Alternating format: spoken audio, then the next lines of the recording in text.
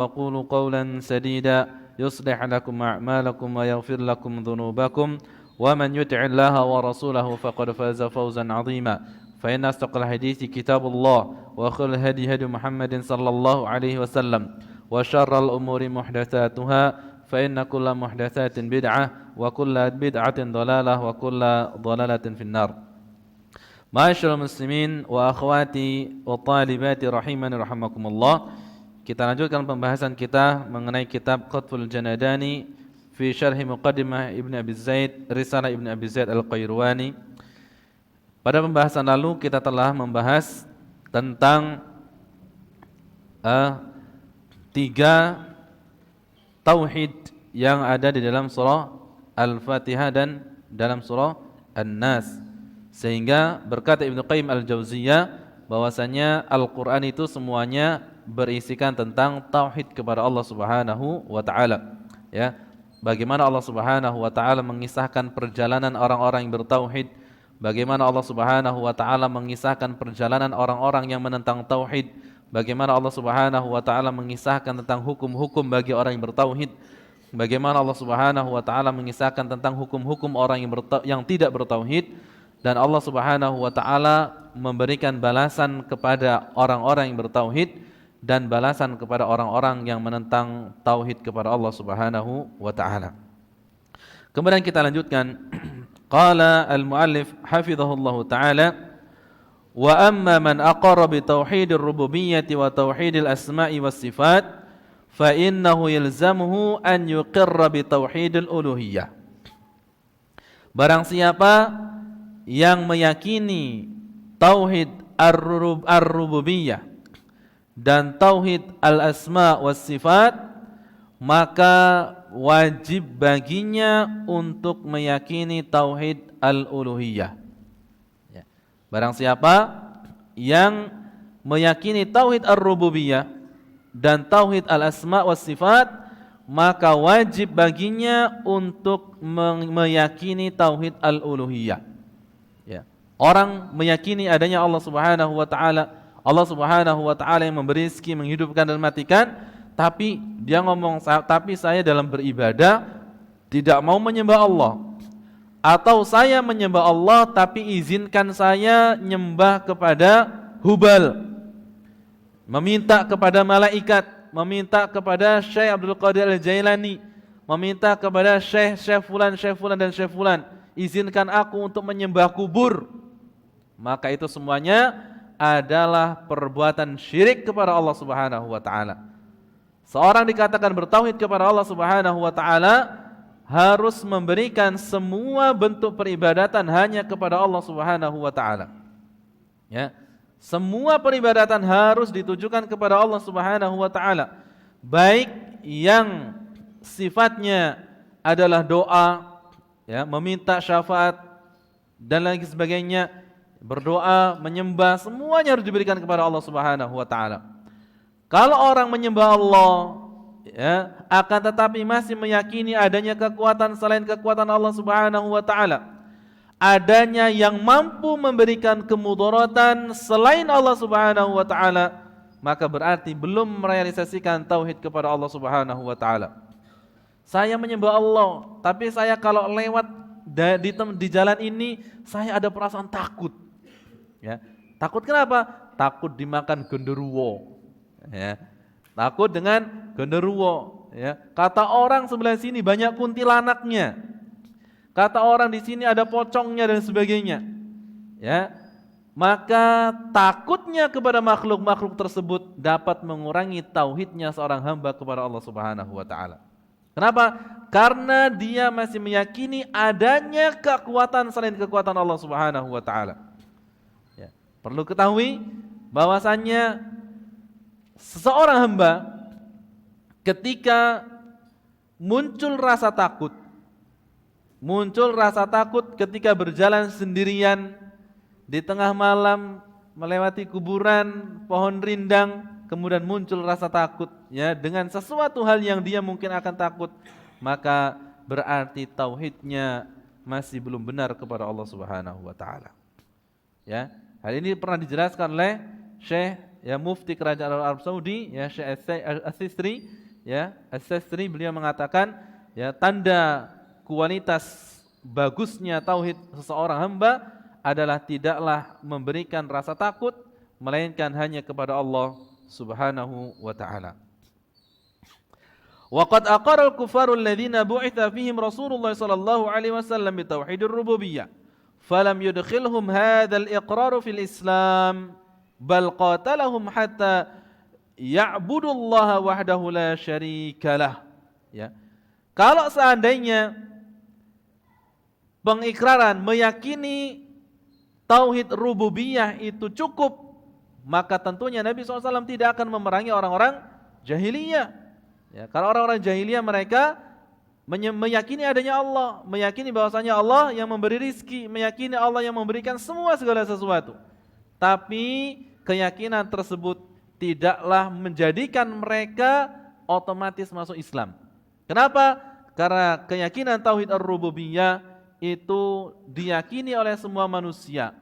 Yang membedakan antara muslim dengan kafir adalah di dalam tauhid al-uluhiyah. Yang membedakan antara muslim dengan kafir adalah dalam hal tauhid al-uluhiyah. Ya, ini perlu disampaikan. Kenapa? Karena orang-orang kafir mereka meyakini adanya Allah, ya. Orang Yahudi, orang-orang Nasrani meyakini adanya Allah Subhanahu wa taala. Bahkan mereka menyembah Allah Subhanahu wa taala. Tapi penyembahan kepada Allah tidak murni. Ya, tidak mau menyembah Allah tidak secara murni dan tidak mau mengikuti syariat Allah Subhanahu wa taala. Sekiranya mereka orang-orang Yahudi, orang Nasrani murni dalam beribadah kepada Allah Subhanahu wa taala, murni dalam menjalankan syariat mereka, maka seharusnya mereka masuk ke dalam agama Islam. Ya, karena jelas di dalam kitab-kitab mereka pun dijelaskan bahwasanya akan datang akhir zaman seorang nabi yang membawa rahmat sekalian alam, maka ikutilah dia. Siapa namanya? Ahmad Muhammad sallallahu alaihi wasallam. Tapi karena enggan, karena kesombongan yang mereka miliki, ya karena fanatisme dengan golongan mereka, maka mereka tidak masuk ke dalam agama Islam. Sekiranya mereka meyakini agama mereka dengan benar, tentulah mereka akan masuk ke dalam agama Islam. Walihada ya'ti katsiran fil Qur'ani taqriru tauhidur rububiyyah alladzi aqra bil kufar. Oleh karenanya di dalam Al-Qur'an banyak sekali penjelasan keyakinan tauhid ar-rububiyah yang diyakini oleh orang-orang kafir. Lilzami bi iqrari bi tauhidul uluhiyah. Akan tetapi ketika Allah Subhanahu wa taala menyebutkan tentang keyakinan orang-orang kafir tentang tauhid rububiyah, Allah pun menegaskan kepada mereka untuk mengikuti, untuk meyakini tauhid al-uluhiyah. Wa min amthilati dzalika qaulullah azza wa jalla, di antara contoh-contohnya adalah firman Allah Subhanahu wa taala yang ada dalam surah An-Naml, ya, surah An-Naml dari ayat ke-60 sampai ke-64. Ya, surah An-Naml ayat yang ke-60, 61 sampai 64. Ini Allah Subhanahu wa taala mengisahkan, ya. Nanti silakan dibaca dalam Al-Qur'an. Saya bacakan artinya, ya. Arabnya saya tidak bacakan. Bukankah Dia Allah yang menciptakan langit dan bumi dan yang menurunkan air dari langit untukmu, lalu kami tumbuhkan dengan air itu kebun-kebun yang berpemandangan indah. Kamu tidak akan mampu menumbuhkan pohon-pohonnya. Apakah di samping Allah ada Tuhan yang lain? Nah, itu setelah Allah Subhanahu wa taala menjelaskan tentang penciptaan Allah Subhanahu wa taala kepada alam semesta, Allah pun mengatakan kepada mereka, apakah di samping Allah ada Tuhan yang lain? Ya, sebenarnya mereka adalah orang-orang yang menyimpang dari kebenaran. Balhum qaumun ya'dilun. Kemudian di ayat yang ke-62, tadi ayat 60 sekarang 61, amman ja'alal arda qararan wa ja'ala khilalaha anhara wa ja'ala rawasiya wa ja'ala bainal bahraini hajiza a ilahun ma'allah bal aktsaruhum la ya'lamun. Bukankah Allah yang telah menjadikan bumi sebagai tempat berdiam, yang menjadikan sungai-sungai di celah-celahnya, yang menjadikan gunung-gunung untuk mengokohkan bumi dan menjadikan satu pemisah antara dua laut. apakah di samping itu ada Allah yang ada Tuhan yang lainnya? Sebenarnya kebanyakan mereka tidak mengetahui. Ini penjelasan Allah Subhanahu wa taala. Ketika Allah Subhanahu wa taala menceritakan tentang kekuasaan Allah, tauhid rububiyah Allah, maka Allah pun mengatakan dalam ayat selanjutnya tentang tauhid al-uluhiyah, ya. Allah mengatakan a ilahun ma'allah, a ilahun ma'allah, a ilahun ma'allah. Ini adalah takrir tauhid al-uluhiyah. Apakah ada Tuhan selain Allah yang wajib untuk diibadahi, yang berhak untuk diibadahi? Semuanya tidak ada, ya. Sehingga di dalam ayat yang terakhir, ya, ayat ke-64, amman yabda'ul khalqa thumma yu'iduhu wa man yarzuqu minas sama'i wal ard a ilahun ma'allah qul hatu burhanakum in kuntum shadiqin, ya. Allah mengatakan, bukankah Allah yang menciptakan makhluk dari permulaannya, kemudian mengulanginya lagi, dan yang memberikan rizki kepadamu dari langit dan bumi? Apakah di samping Allah ada Tuhan yang lainnya? Qul hatu burhanakum in kuntum shadiqin. Katakanlah Muhammad, kemukakanlah bukti kebenaranmu jika kamu orang yang benar. Datangkan bukti, datangkan dalil kalau seandainya ada Tuhan selain Allah Subhanahu wa taala. Ya.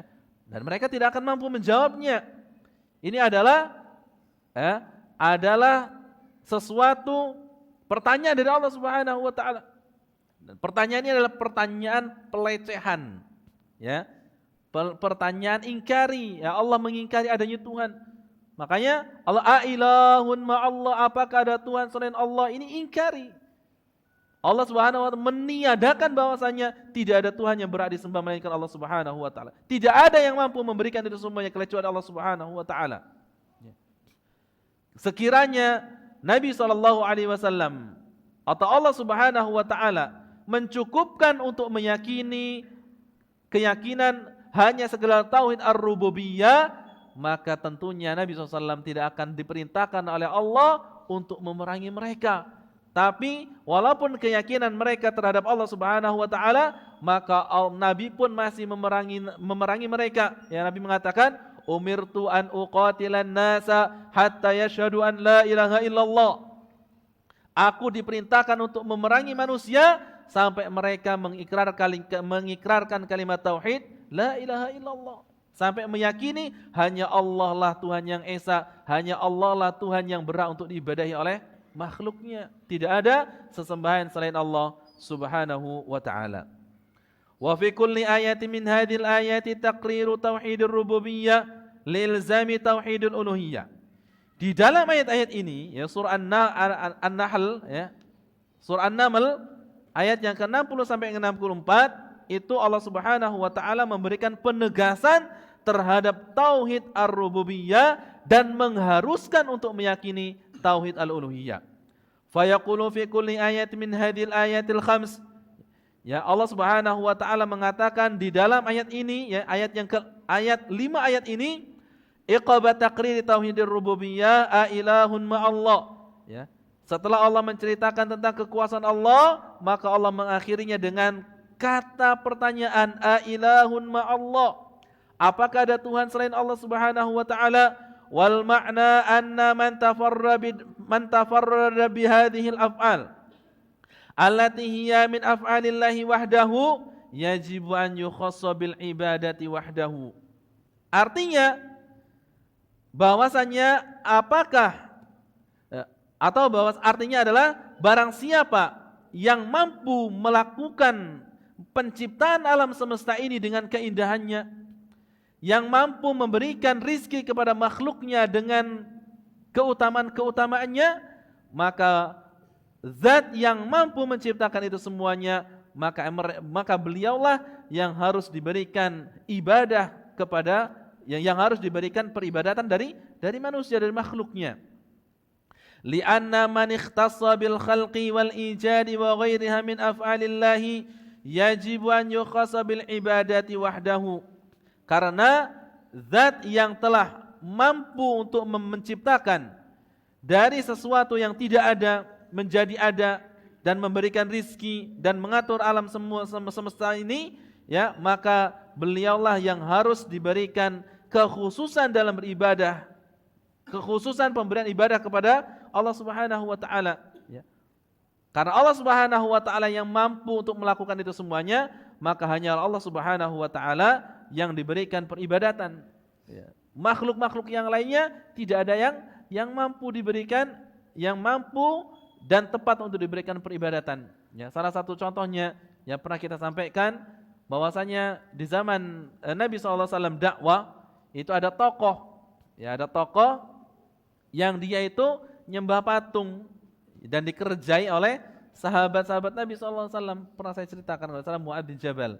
Ya, ada seorang tokoh yang dia nyembah patung, sangat cintanya kepada patung tersebut. Ya, patung tersebut terbuat dari kayu yang sangat mahal. Ya, tapi karena sahabat-sahabat yang nak ngocai mereka. Ya, dia katakan gini, ayo kita kerjain orang itu katanya. Apa yang kita mampu? Ya kita kerjain, kita bawa patungnya, kita buang. Ya. Ketika malam hari, ya dia datang ke rumah orang tokoh tersebut, patungnya diambil dan dibuang di got belakang rumah, di peceren. Ya. Akhirnya pagi-paginya tokoh tersebut mengatakan, mana Tuhan saya kok tidak ada. Ternyata dicari-cari, nah Tuhan saya sedang bermandi lumpur di dalam air got. Masya Allah.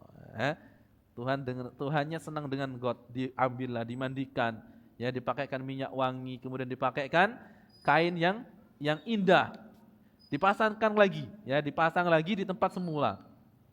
Besok malamnya lagi datang lagi para sahabat lagi, ya mengangkat lagi, ya patungnya diangkat lagi, dibuang di got lagi. Ya. Besoknya lagi dicari lagi, ketemu di dalam got lagi. Nah, apalah Tuhan ini senang sama got katanya. Ya, diambil lagi, dimandikan lagi. Sampai ketika 2 kali ini, maka orang itu sudah mulai berpikir dan mengatakan, wahai Tuhan, sekiranya Engkau benar-benar Tuhan, ya, wahai Tuhan, sekiranya Engkau benar-benar Tuhan, maka sekarang Engkau saya kasih pedang. Ya, jadi pedang dikalungkan di lehernya. Nah, sekarang kalau Engkau benar-benar Tuhan dan mampu memberikan manfaat untuk kami, maka sekarang kalau ada orang yang mau mengusili kamu, bunuhlah orang tersebut. Dikasih pedang Tuhannya. Ya, Masya Allah, hebat, keren. Ya, untung pedangnya udah hilang. Ya. Malamnya datang lagi para sahabat-sahabat lagi nih, ya. Apa yang dilakukan? Pedangnya ditaruh di tempat tersebut, Tuhannya diambil, dilemparkan ke got lagi. Besok paginya yang ada hanya pedangnya. Mana Tuhannya? Lari Tuhannya, pedangnya yang tertinggal. Ternyata dicari lagi di got dan ternyata dia mengatakan, ternyata engkau ini bukan Tuhan. Kenapa bukan Tuhan? Engkau tak mampu melindungi dirimu sendiri, lantas bagaimana akan melindungi kami? Ya, setelah itu didatangi oleh para sahabat-sahabat, maka dia mengikrarkan untuk masuk ke dalam agama Islam. Ini ya contoh bahwasanya Tuhan-Tuhan yang mereka sembah itu tidak akan mampu memberikan manfaat, tidak akan mampu memberikan manfaat. Kalau membawa manfaat lagi tidak bisa, ya bagaimana dia akan mampu menciptakan, ya, memberi rizki, mengatur alam jagat raya ini, akan memberikan kebahagiaan kepada orang yang menyembahnya. Ini tidak akan bisa, ya, tidak akan mungkin. Ya, makanya orang-orang yang menyembah selain Allah Subhanahu wa taala, nyembah patung dibuat dari tangannya, dicat, diberikan wewangian, ya, dipelitur dan sebagainya, habis itu disembah, ya. Ini otaknya kemana? Masya Allah. Tidak masuk akal.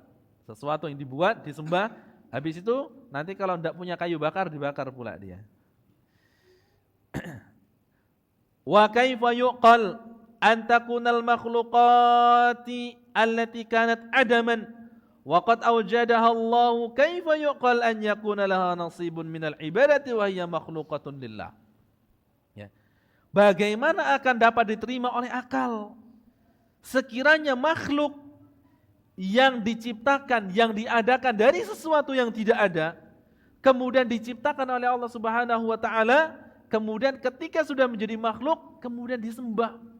Ya, disembah oleh makhluk yang lainnya. Tidak masuk akal ini, ya. Dia sama-sama makhluk, ya disembah oleh makhluk, tidak masuk akal. Dan Allah Subhanahu wa taala, ya, ini adalah keagungan Allah Subhanahu wa taala. Nama di antara nama Allah Subhanahu wa taala adalah nama Allah Al-Awwal, Allah adalah yang pertama, walaysa qablahu syai', dan tidak ada sesuatu pun sebelumnya. Wa Allahul akhir walaysa ba'dahu syai', dan nama Allah adalah akhir, Allah adalah al-akhir, dan tidak ada sesuatu setelahnya. Allah yang azali, ya, Allah yang ada tanpa memiliki ketidakadaan, dan Allah yang maha akhir, dan tidak ada sesuatu yang lebih akhir dari Allah Subhanahu wa taala. Ini Allah Subhanahu wa taala, ya. Kalau ada orang nanya, ya, Allah itu adalah satu, iya.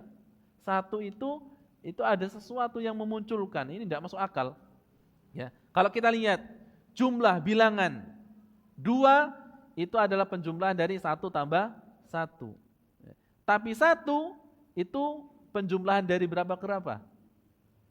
1 itu penjumlahan dari berapa ke berapa? 0 tambah 0, 0. 0 kali 0, 0. Ya. Sepotong tambah sepotong, sudah ada potongannya. Ya. Maka kata 1, ya, kata esa, tunggal, ini terkhusus untuk Allah Subhanahu wa taala. Tsumma innahu la budda li qabulil ibadati wal amali shalih min tawaffuri syartaini. Oleh karena itu, ibadah dan amal saleh dikatakan sebagai sesuatu yang diterima oleh Allah Subhanahu wa taala apabila terpenuhi 2 syarat. Ibadah dan amal saleh dikatakan sebagai sesuatu yang diterima di sisi Allah Subhanahu wa taala apabila terpenuhi 2 syaratnya. Apa itu? Ahaduhuma an yakunal amalu lillahi khalisan. Setiap amal saleh, setiap ibadah harus dibangun dengan keikhlasan kepada Allah Subhanahu wa taala. Setiap ibadah harus dibangun dengan keikhlasan kepada Allah Subhanahu wa taala.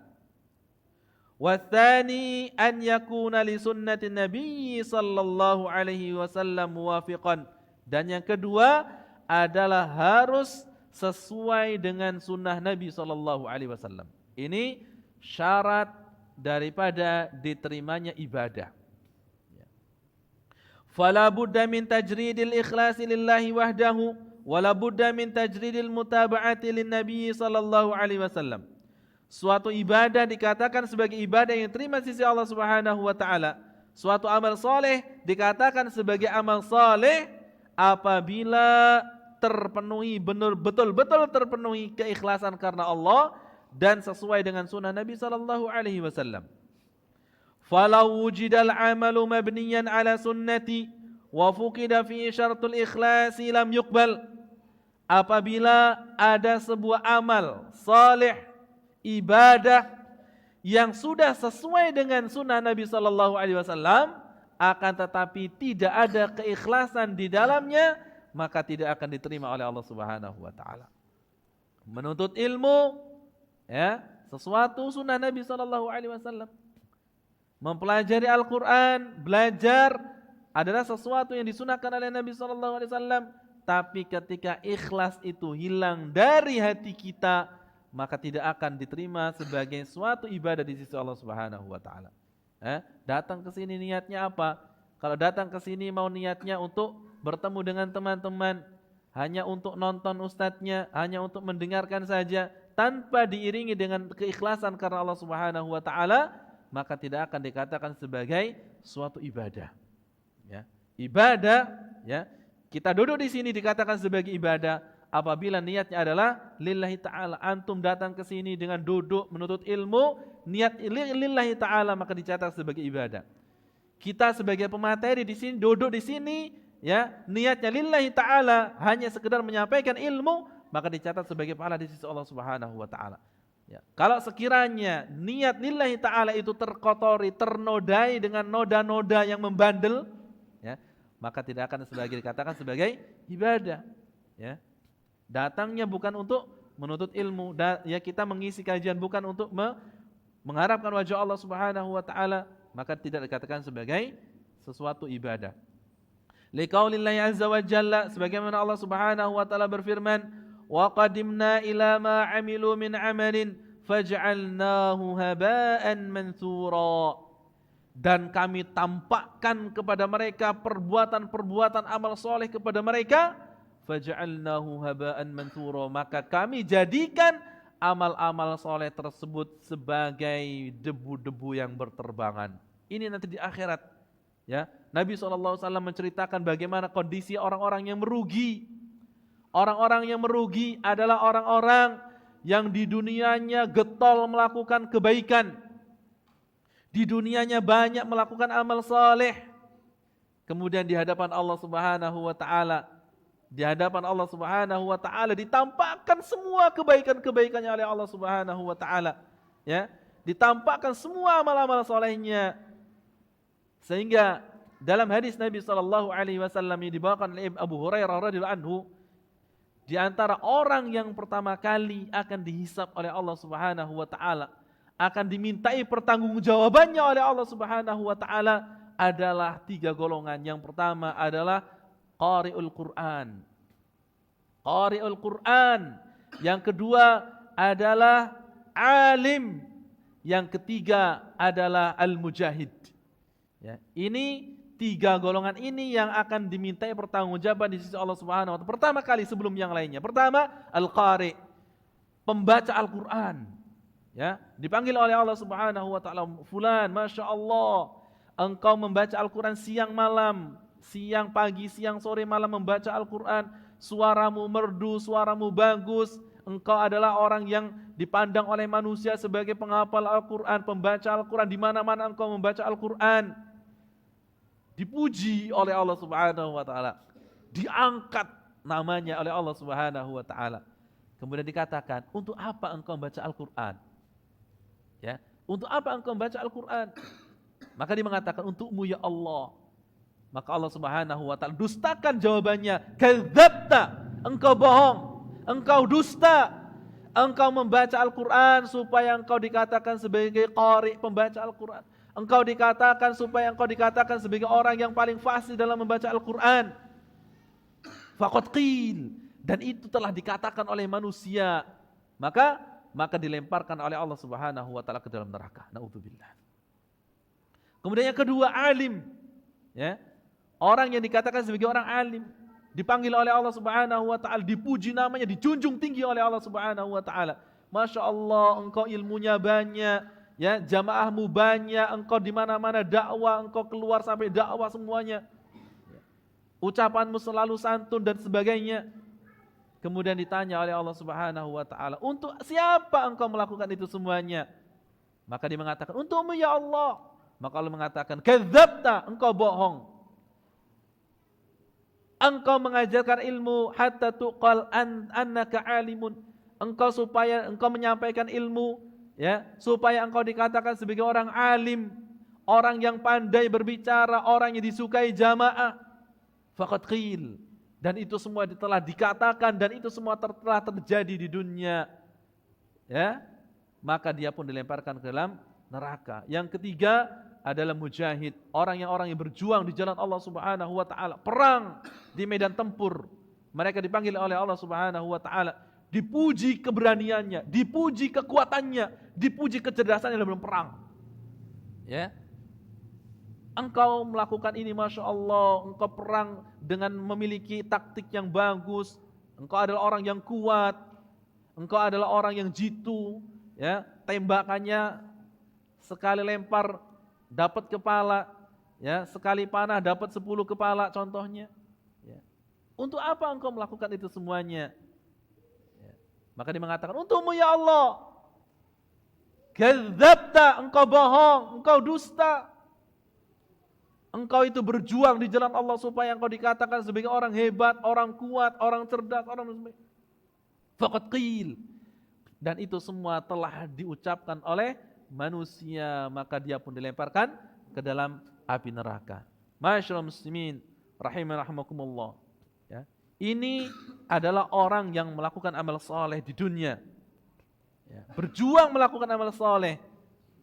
Tapi karena amal saleh yang tidak didasari ikhlas karena Allah Subhanahu wa taala, maka akhirnya pun dia menjadi bahan penghuni api neraka. Oleh karenanya kita semuanya berjuang Selagi kita berjuang ini, maka jangan jadikan amal-amal soleh kita itu nantinya akan hanya menjadi debu-debu yang tidak bermanfaat untuk kita.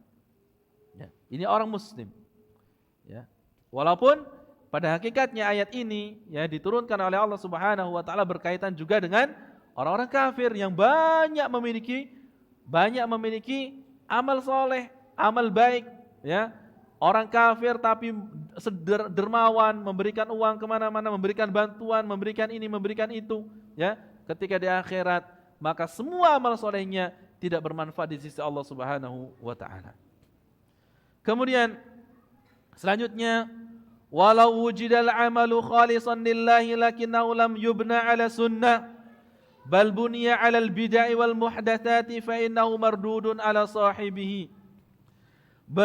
Begitupun juga apabila amal saleh dia sudah ikhlas melakukannya, ya, ikhlas, masya Allah, tidak ada sesuatu yang dituju melainkan hanya Allah Subhanahu wa taala, walakinnahu lam yubna ala sunnah, akan tetapi amal yang dia lakukan itu tidak sesuai dengan syariatnya Nabi Muhammad sallallahu alaihi wasallam, bal buniya alal bidah, akan tetapi amal soleh tersebut itu karena kebid'ahan, dia mengada-adakan syariat sendiri, syariat yang tidak ada di zaman Nabi SAW dia lakukan. Fa innahu mardudun ala sahibi, maka amal soleh yang dia lakukan itu tidak akan menjadikan pahala di sisi Allah Subhanahu wa taala. Liqauli sallallahu alaihi wasallam fil haditsil muttafaq ala sihhatihi, sesuai dengan hadis Nabi sallallahu alaihi wasallam yang hadis ini adalah hadis sahih. An Aisyah radhiyallahu anha, dari Aisyah radhiyallahu anha, anna Nabi sallallahu alaihi wasallam qala, man ahdatsa fi amrina hadza ma laysa minhu fa huwa raddun. Barang siapa yang mengada-adakan perkara dalam urusan kami, ya, artinya dalam agama, ma laysa minhu, yang tidak ada dasarnya dari kami, fa huwa raddun, maka tertolak. Ini hadis ini yang pertama, ini adalah hadis yang dibawakan oleh Bukhari, ya, barang siapa yang mengada-ada. Kemudian yang dibawakan oleh Imam Muslim, man amila amalan laisa alaihi amruna fa huwa raddun, barang siapa yang mengamalkan perbuatan yang tidak memiliki dasar dari kami, maka amalan tersebut tertolak. Oleh karenanya, amalan-amalan bid'ah, amalan-amalan yang tidak sesuai dengan tuntunan Nabi sallallahu alaihi wasallam, baik yang mengadakannya ataupun yang mengamalkannya, semuanya tidak akan mendapatkan pahala di sisi Allah Subhanahu wa taala. Ya. Yang mengamalkannya terancam dengan hadis yang dibawakan oleh Imam Muslim, dan yang mengada-adakan amalan-amalan tersebut terancam dengan hadis yang dibawakan oleh Imam Bukhari. Ya. Oleh karenanya, seorang muslim lebih baik mencukupkan dirinya untuk melaksanakan apa-apa yang telah dicontohkan oleh Nabi SAW dan menghindarkan diri dari perbuatan-perbuatan yang tidak dicontohkan oleh Nabi SAW. Kenapa? Karena ruginya itu kita yang nanggung. Sudah capek-capek melakukan perbuatan amal soleh, ternyata tidak bermanfaat untuk akhiratnya. Ini orang-orang yang merugi pula hidupnya. Sudah isya, ya? Baik, insyaallah kita cukupkan sampai di sini. Kita lanjutkan pada pertemuan yang datang. Mudah-mudahan sedikit ini bisa bermanfaat untuk kita semuanya. Aqulu qouli hadza, subhanakallahumma bihamdika, asyhadu an la ilaha illa anta, astaghfiruka wa atubu ilaik. Assalamualaikum warahmatullahi wabarakatuh.